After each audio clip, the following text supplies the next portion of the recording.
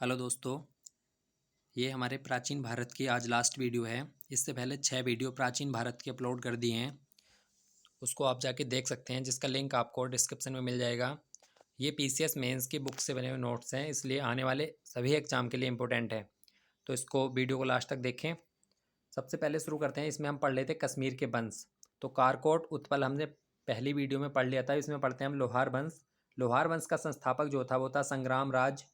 अनंत राजा इसका दूसरा था। पत्नी सूर्यमती ने प्रशासन सुधारने में इसकी मदद की। जो अनंत राजा था, इसकी पत्नी थी सूर्यमती।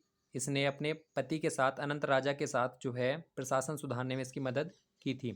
हर्ष विद्वान कई भाषाओं का ज्ञाता था। और कल्हड़ जो है, इसका राज दरबारी कवि था।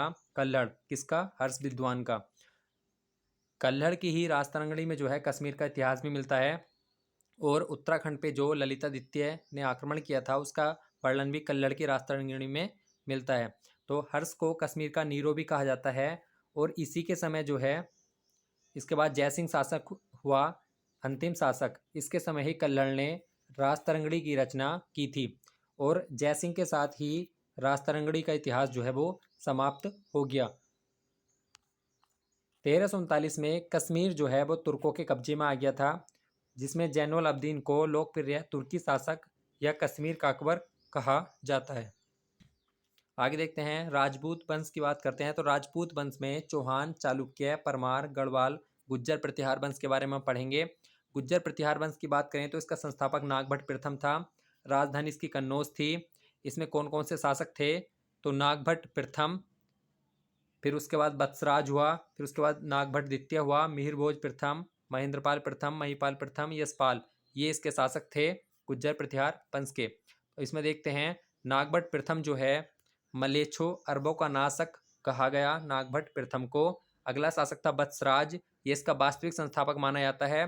त्रिपक्षीय संघर्ष जो हुआ था कन्नौज के लिए, पाल, प्रतिहार और राष्ट्रकूटों के बीच में, तो उसमें जो है इसने धर्मपाल को हराया था और ध्रुव से ये पराजित हुआ था।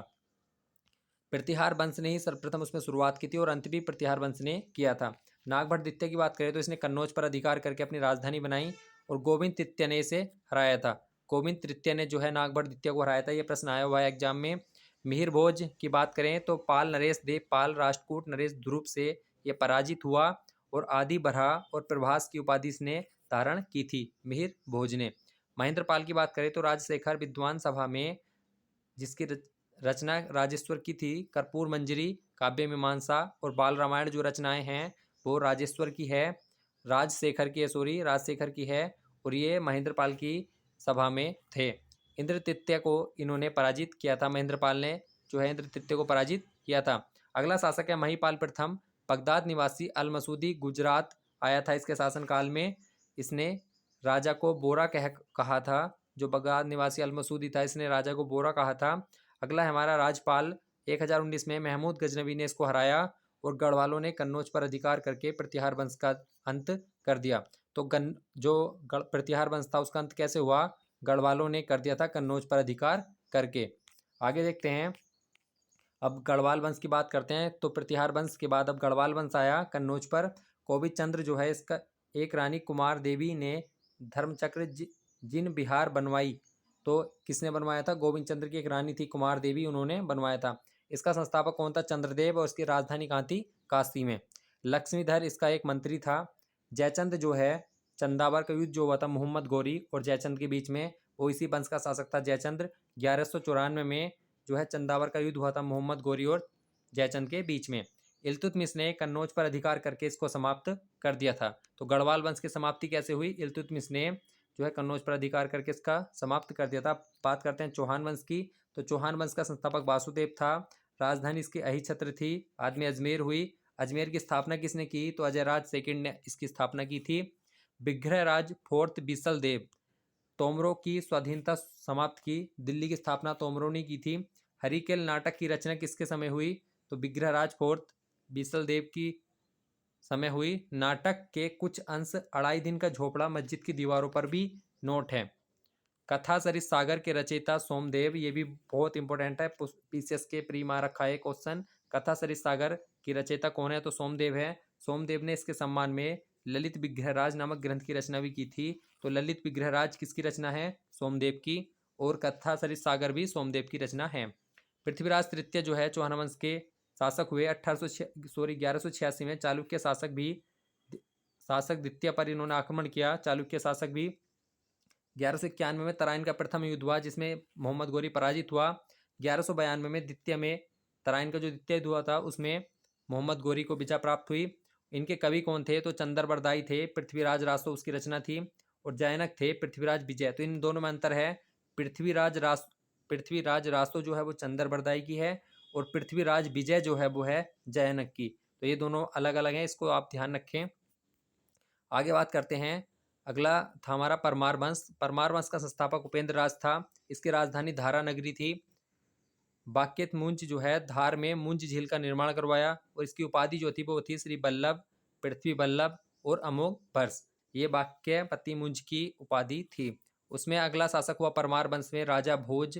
राजा भोज ने क्या कार्य किए? तो भोजपुर झील का निर्माण कराया, कविराज की उपाधि धारण की, राजधानी में सरस्वती मंदिर का निर्माण कराया, भोजपुर नगर की स्थापना की और 1297 में समाप्त हुआ।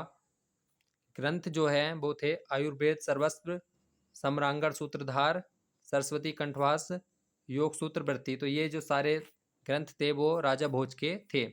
कवि लेखक कौन थे इनके दरबार में? तो पद्म गुप्त की रचना नभ सहासन चरित्र, 10 रूपक की रचना धनंजय ने की थी। तो ये पद्म गुप्त की रचना इन्होंने की थी और 10 रूपक की धनंजय ने की थी। आगे देखते हैं। अगला वंश है हमारा चालुक्य वंश, या इसे सोलंकी वंश भी कहा जाता है।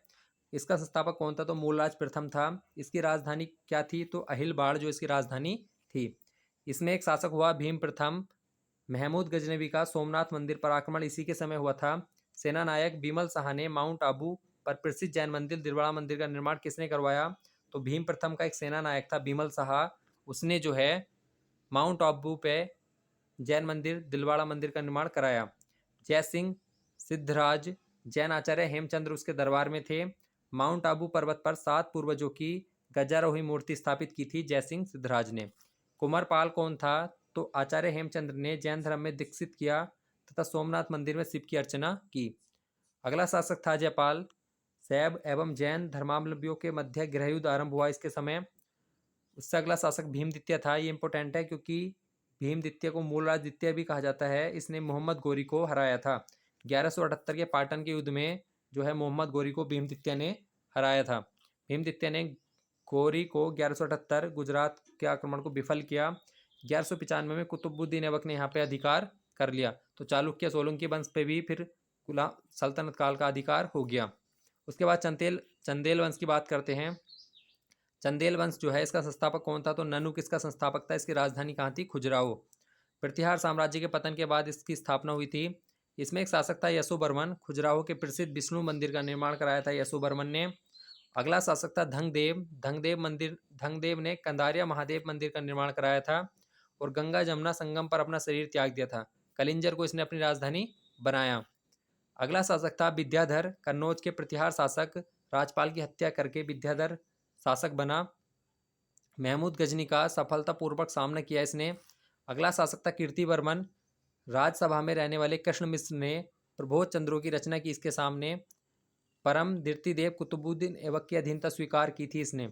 तो इसके बाद चंदेल वंश की भी यहीं अधीनता समाप्त हो गई। उसके बाद सल्तनत काल यहाँ पे स्थापित हो गया। अब दक्षिण भारत के राज्य की बात करें तो दक्षिण भारत में पल्लव वंश की बात करते हैं। पल्लव वंश की स्थापना सिंह विष्णु ने की थी। इसकी राजधानी जो थी वो कांचीपुरम तमिलनाडु में थी। तो ये राजधानी भी पूछ ली जाती है, कभी कभी संस्थापक भी पूछ लिए जाते हैं। सिंह विष्णु अगला शासक था। किरातुर्जन्यम के लेखक जो भार भी हैं, पूछ लिया जाता है किरातुर्जन्यम के लेखक कौन थे? तो भार भी हैं, वो उसके दरबार में थे।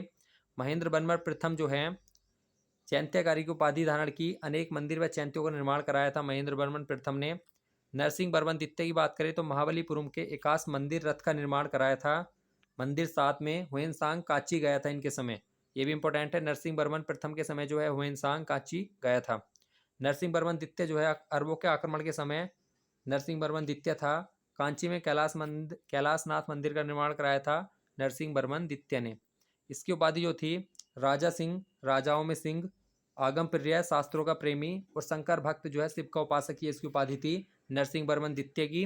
10 कुमार चरित्र के लेखक दंडी इसके दरबार में ही रहते थे। तो 10 कुमार चरित्र किसकी रचना थी? दंडी की। अंतिम शासक कौन था इसका? तो वो था अपराजित वर्मन, इसका अंतिम शासक था। राष्ट्रकूट अगला वंश था इसके बाद। संस्थापक इसका दंतीकुर्क और राजधानी क्या थी इसकी? मान्य खेत। इसका पहला शासक कृष्ण प्रथम था। एलोरा के कैलाश मंदिर का निर्माण कृष्ण प्रथम ने कराया। ध्रुव जो है त्रिपक्षीय युद्ध में राष्ट्रकूट वंश का पहला शासक था जिसने त्रिपक्षीय युद्ध में भाग लिया था, वो था ध्रुव। उसके बाद वत्सराज प्रतिहार धर्मपाल शासक को पराजित किसने किया था? तो वत्सराज को, जो प्रतिहार वंश का था, धर्मपाल जो पाल वंश का था, उसको उसको पराजित किया था ध्रुव ने। तो जो कन्नौज के लिए त्रिपक्षीय युद्ध हुआ था उसमें प्रतिहार वंश, पाल वंश और राष्ट्रकूट वंश ने शामिल थे। अगला देखते हैं, हमारा अगला शासक है गोविंद तृतीय। त्रिपक्षीय युद्ध में भाग लेकर चक्रायुद्ध युद्ध बनाया इसने। धर्मपाल, पाल वंश, नागभट्ट द्वितीय प्रतिहार को पराजित किया। तो धर्मपाल और नागभट्ट द्वितीय को इसने पराजित किया था गोविंद तृतीय ने। अमोघ वर्ष कौन था? तो जैन धर्म का अनुयायी था ये अगला शासक।